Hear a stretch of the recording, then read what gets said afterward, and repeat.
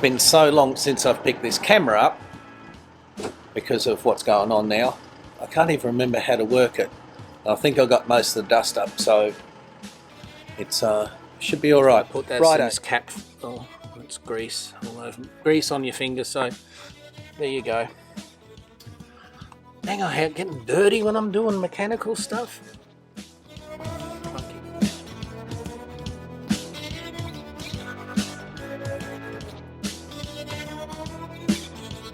Max, we've been in Perth for a little while now. If you've seen our other previous videos, you know while we're in Perth, while Lee has her treatment for cancer, it's a good time while I'm stopped that I can go ahead and do a few mods on the DMAX. One of those that I've been wanting to do for a while is the Aisin manual locking hubs.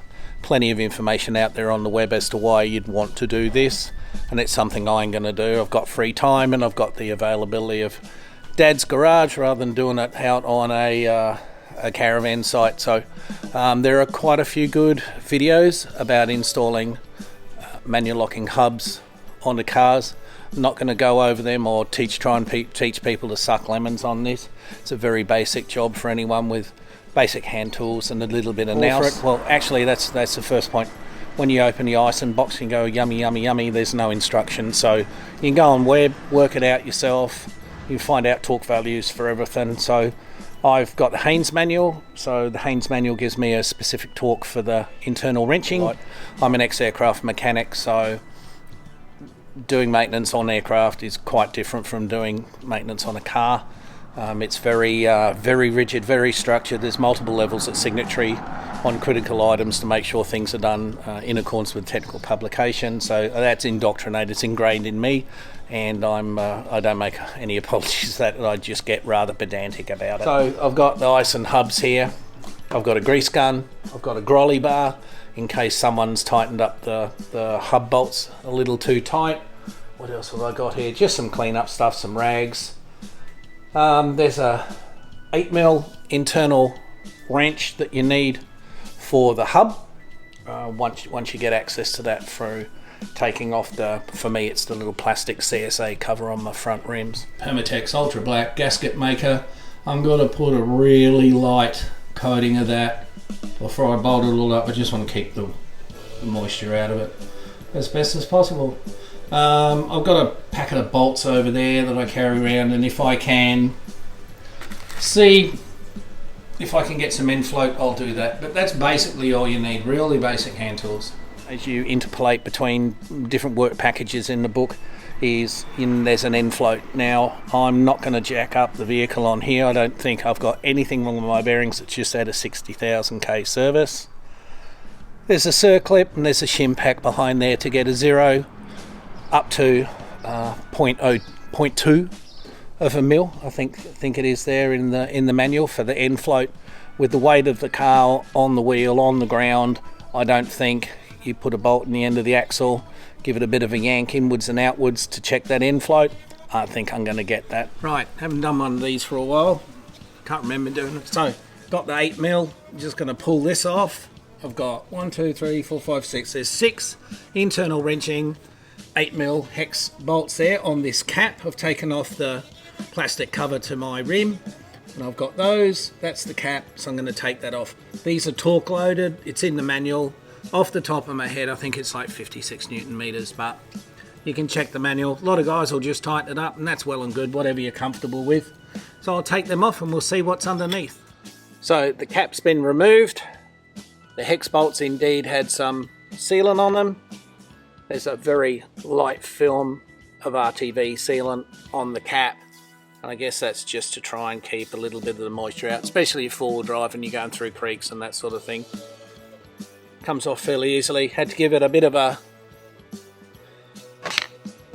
technical tap with the old copperthane hammer, but that's off now. That exposes the circlip and the shim pack that you must keep. That goes back on. Right, so I'll go and get the circlip pliers, pull the circlips and the shims off. Before I do that, I'm going to try and get a bolt that fits in, see if I get the end float in that.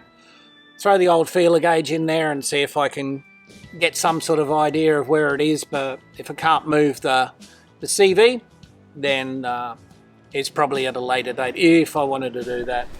Right, the cap's off. I don't have a bolt that actually fits inside the axle that protrudes through the hub to give it a bit of a yank. Push it in, push it out, see if I can get any more or less free play on that. As I suspected in the start, it's because I've got all the weight on it. I'll just check the manual. It's 0 to 0.2 of a mil clearance between the shim and the circlip in the axle, so I'm gonna rink-a-dink. I'm getting some movement of the shim behind that circlip. Right, that's tight, so that's 0.2 of a mil in between the circlip and the split pin. That's tight. There's definitely interference fit there. So there's the circlip. I don't know if you're able to see, this is a little bit wide. There's my feeler gauges at 0.2, and there's my gap between the shim, the circlip. I can't get any more in there. I've had a poke around the various gaps, so I'm pretty much assured that's within tolerance. Where we at here? The cap's removed, and I've retained my circlip, my two shims. Just starting to rain. Every time I want to do some work on the truck, do a bit of filming, here you go. Next piece that's come out is this. That was a little tricky, but that's come out now. You don't retain that, and you don't retain the cap, but you do retain your circlip and your shims that you removed. Rightio. That's the inside of my wheel. It's all been cleaned up. A little bit of grease there, so I'm going to pop a little bit of grease in there, put some RTV sealant, and start assembling the Aisin hubs. So that's the Aisin hub. From what I gather, make sure that's in free. I've taken out the little 10mm bolts. They don't get torqued to an exceptionally high torque. It's about 10 or 12 from what I can find out. So we'll separate the cap from the body, making sure we keep the gasket intact, and then we'll fit the main part of the Aisin hub to the car. Okay, that's the last bolt, so the cap should come away from the main body, and pretty gently pull that up and out.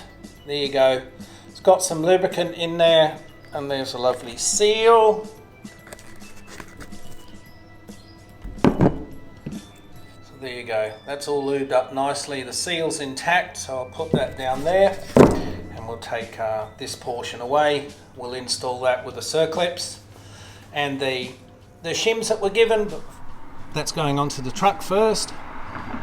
Before I do that, I'm going to clean it up a bit with some ISO, and then I'm going to apply, as per the instructions on the packet, the Celastic, ensuring that I go around all the holes, keep that water out. Instructions on the Celastic, it says put it on, finger tighten it to just seat it until you can see some ooze come around the side, leave it for an hour, then come back and torque it all up. Okay, so that's the inside portion of the Aisin, if you will, and that's been positioned on the spline, lightly greased, and a very light coating to one surface with the RTV, and I've just finger tightened those brand new fasteners that they supply. So what I'm going to do is wait an hour, and then I'll final torque those down. In the meantime, I'll probably go and attack the other side. Okay, I've given it about an hour for the sealant, and I've just torqued that up. My manual says that the hub, if you were fitting the original hub, is 59 Newton meters, so I've just wanged that up to 60, and now I've fit the circlip and the shims both sides. Once you put the cap on, it's just about 10 or 12 inch-pounds. You don't have to go crazy because it's just a plastic. Next thing I'm going to do is go down there, it's set in free as I installed it. Next thing I'm going to do is go to lock free, both sides, make sure it's nice smooth operation, no evidence of binding. Then I'll put it in lock, try and get some photos of the CV joints turning for you. Put it on to free, CV joint shouldn't roll. Then we'll take it for a test blart round the blocks, terrorise a few people.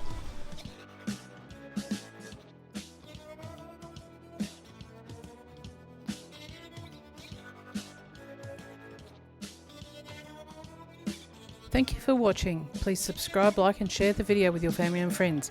Hit the notification button so you will know when we post another video.